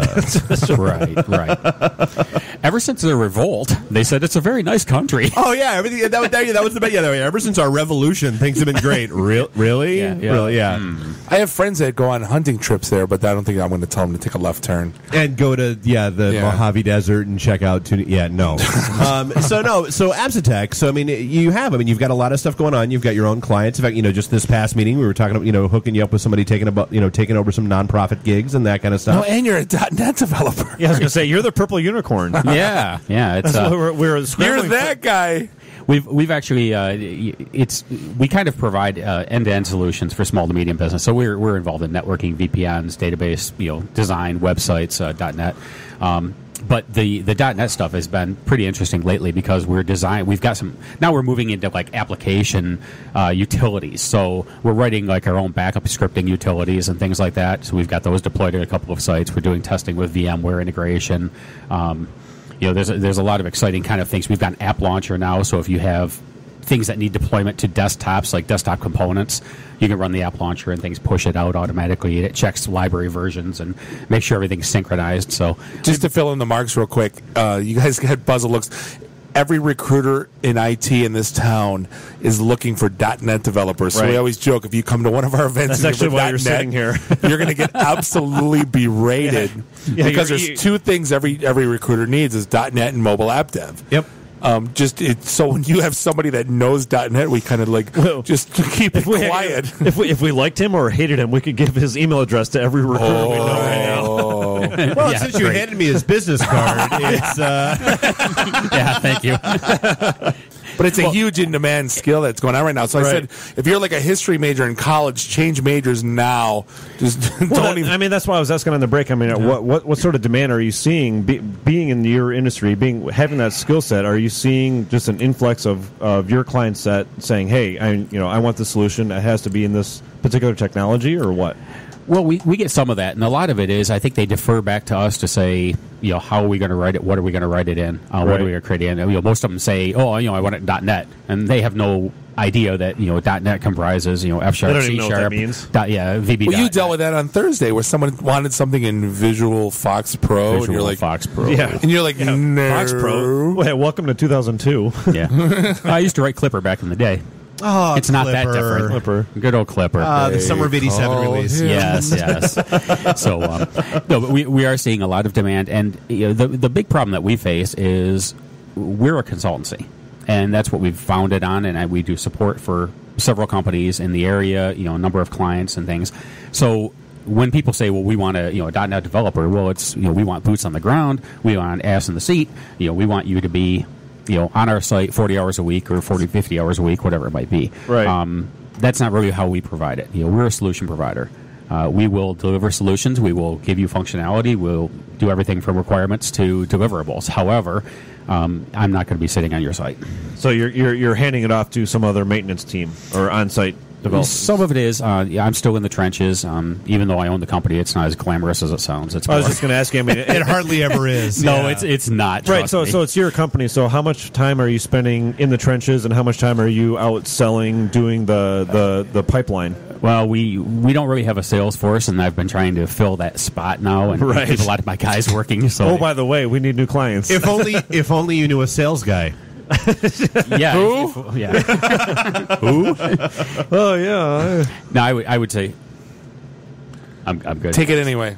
All right. We're passing out. We're passing out more. Yeah, more beers. Wait, were they out of Pabst at the party store? Yeah, they're out of PBR. Depends on the word's getting out. You have 10,000 listeners. They're all monopolizing PBR now. Again, how are we not sponsored by PBR and Slim Jim? That's it. Right. Miller High Life, they're hurting. Maybe they'll jump on us. High Life! best 1 second commercial ever. That seriously is like the best use of money I've ever seen in my life. Was the that was a Super Bowl. Super Bowl commercial.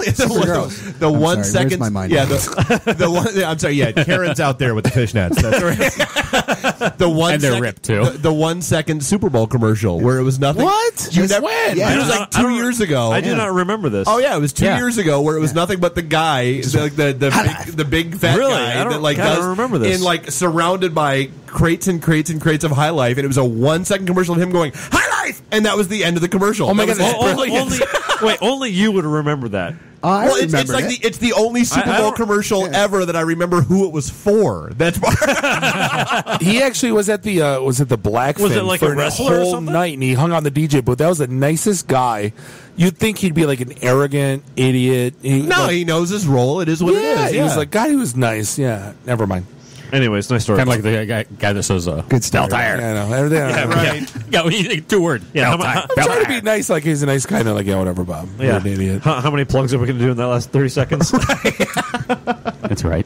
So no, but it's been that's kind of what you're saying is I mean I'm spending 30% of my time trying to develop the business, 40 or 50% of my time doing the business, and then the other 50% of the time administering the business. So right. And the other 50% doing QuickBooks. So. Well, we have integrations for that. Yes. Oh. Yeah, you got to hire a lawyer, an accountant, a CPA, all that stuff. Yes.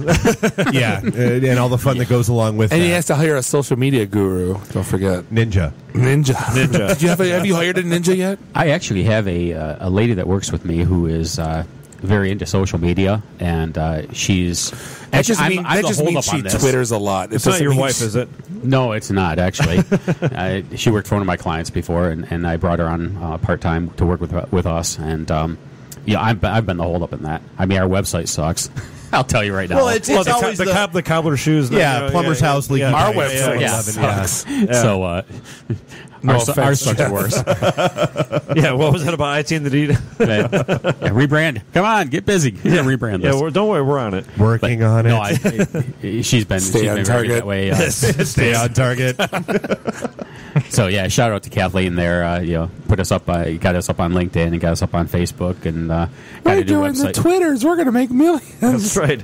Clients come to me. And throw pickles. You know what? Exactly. No, can I bring up the Wix.com commercial? Yeah, by all means. Might you've been waiting to all night. Yeah, you've been waiting all night. You've been waiting all week. I'm sitting watching TV. Bob sent us this YouTube video. I'm sitting watching. Jeff and I were both like, "What in the hell? Did I miss something? I don't understand this." And I felt like I was in a time warp, like back in '97. We're like, we need a domain. Let's sign up with Wix.com. We need a website, and it's a template website where you can kind of drag and drop and put your pictures in. It's web-based front page 97. It's front page all over. And the best part is these two guys are like going, "We need a website." And they put the website together, and then the end of the commercial is them two going, "Hey," and there's one guy sitting on the desk, one guy sitting in front of the computer. They're both staring at one monitor. They go, "Hey man, just got an email. They love the website. They want to meet." Yeah, and they high five each other. And I'm like, who in the hell is watching this going, I got to sign up with Wix.com. Yeah, if the internet had existed in the 80s, that would have been the commercial. Well, exactly. I don't know. With the current condition of my website, maybe I need to go visit Wix.com. Or maybe ITheD.com. Right. Maybe if you knew a WordPress guy that was sitting to the left of you.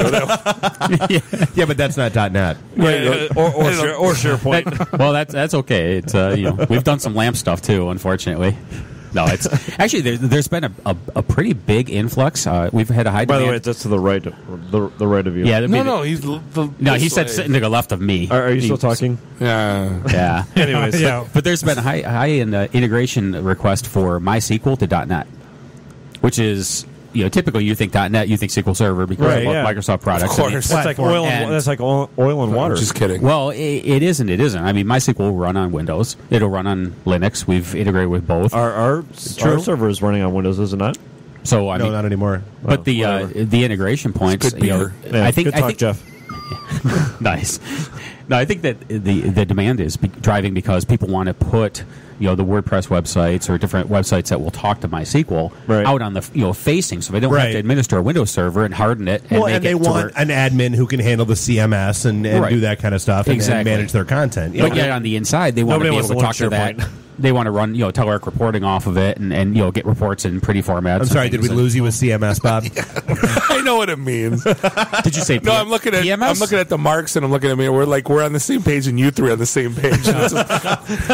We didn't get Karen back in here. Our room divided. Now wait a minute, you guys had 3/4 of a show, so no, you can let us geek out for a little while. I'm not complaining. It's okay. We're just No, keep in mind, I was not interrupting you, so I was actually listening. No, and along those same lines is SQL is insanely expensive. Microsoft charges way too freaking much for that it's ridiculous. product. Yeah, It's ridiculous. Well, yes. And the good thing is with the expression versions of SQL Server, it's up to 10 gigabytes now. Your database size is free. So I mean, for most businesses, small to medium, it pretty much handles it. So it does help. But yes, if you have to license it, you're correct. Doesn't Oracle own MySQL now? Yes. Owns. Yes. Are they still like operating it as a complete separate free entity? You still have you still have the two different flavors. You've got the hey, it's open source, go download it, do your thing. Right. Okay. And then you've got the commercially commercial. But is there a difference between the two? No. It's support. It's all the support. Yeah. Just the support. Just the support. Yeah, from a binary perspective, so they're following the whole Red Hat Linux. Absolutely. Yep. Right. Yep. Exactly. Yeah. When we get our teeth kicked in, I mean, we have to figure out and solve the problem. Give me a little credit. Right. Huh? Right. I knew that much. Give me a little credit. Are you still talking? You have no credit. Fine. No cred. Thank you. Detroit. Wait, is the falling down guy opening up a can of Miller High Life? I have no idea what you're talking about. well, the growlers are empty, so they are. Yeah, we killed those. So I guess Derek, what are you looking for these days? I mean, what can Detroit Net help you with? What are you coming to our events for? What's the scoop? Well, the last event was fantastic because I mean you pointed me over and we talked about taking over some support contracts for nonprofits. Well, because I mean small to medium businesses, there's a lot of need there, and there has been. God, we were talking about this 10 years ago, 12 years ago in the Great Lakes days. Right. Right. It's that's where there's so much growth opportunity right now. And the thing that we can bring to the table is everything from networks and VPNs to server admin to application development to websites, and if they already have a partner. I have a factory right now that I'm negotiating to do some work with, and their infrastructure, Power Computing, did a fantastic job on their infrastructure. They've got Hyper-V servers, things are set up, they've got firewalls, everything is... Derek, I've been talking to this for years, that small business needs to get out of the IT business, do what they do well, right? And all they need to have on their site is a switch and a router and a firewall, and put everything else out. So you're saying it's a question of budget, right? Because that's what I was going to ask you. Yes. I mean, when you're talking with nonprofits, I mean, you're dealing with a limited budget. So how are you selling that whole solution to that limited budget? Well, you have to tailor it, obviously, right? Right. A lot of times the nonprofits are getting support from a national organization. So they need more desktop support. They might need integration to software packages. So you can offload a lot. What Bob is saying is... Right, exactly. Sorry, I just saw a random sound clip. I had to see what it was. Did I just hear what I thought I heard? Probably. Move on. I was wondering about that myself. Yeah, but see, so Derek, answer me a question. So one of the things I've always thought is, especially in nonprofits and things like that, to get out of even the desktop business and just run thin clients, right? Whereas you can have a centralized manager if you have people in the cloud. Put everything in the cloud.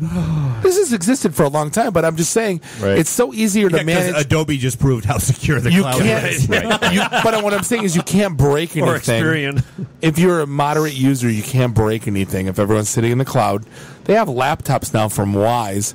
Why are people still buying like traditional laptops when stuff it breaks and it's so obvious that it's going to break? Well, a lot of it is they're dependent on the speed of their connection, the reliability of their connection, the reliability of their network. Yeah, Chromebooks won't work without an internet connection, right? Right, exactly. Yeah. So, some of the shift, some of the medium ground that you're looking at you can bring in Comcast for Business and bring in a traditional T1 and aggregate them, and you're guaranteed practically 100% uptime unless someone takes a backhoe out of your office. Well, pretty much.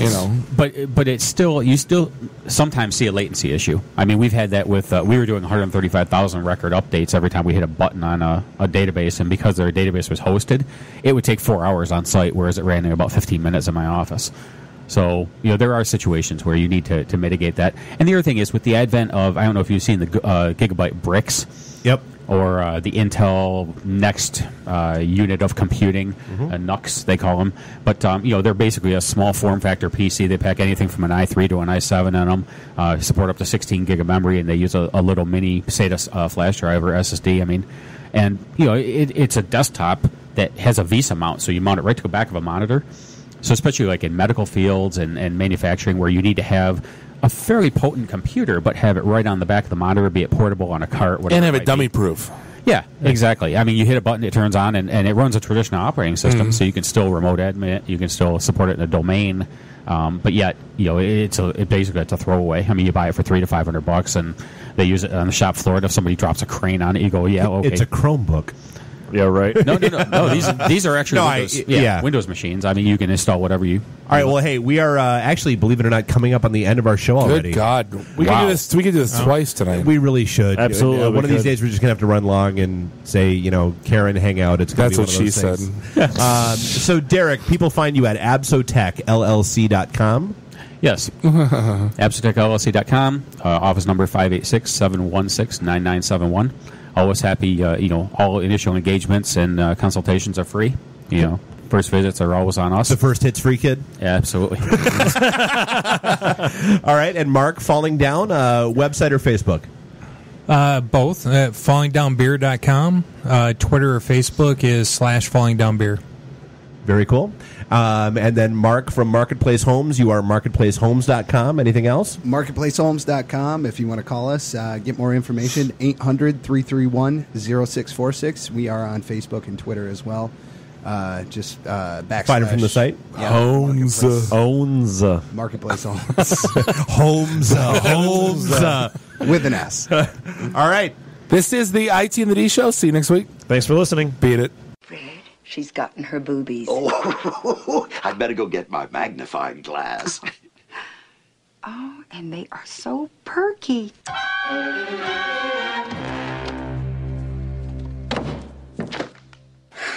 Can't believe my grandmother actually felt me up. The emergency destruct system is now activated. My shoes cost more than your house. Can you dig it? Can you dig it? Can you dig it? I have come here to chew bubblegum and kick ass. And I'm all out of bubblegum. Look out, Flush! What? Don't move! Stay where you are! Long live Flash! You've saved your life. Have a nice day.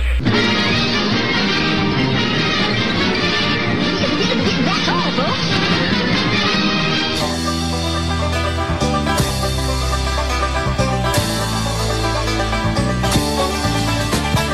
Eastbound and down, loaded up and trucking. Are we gonna do what they say can't be done? We've got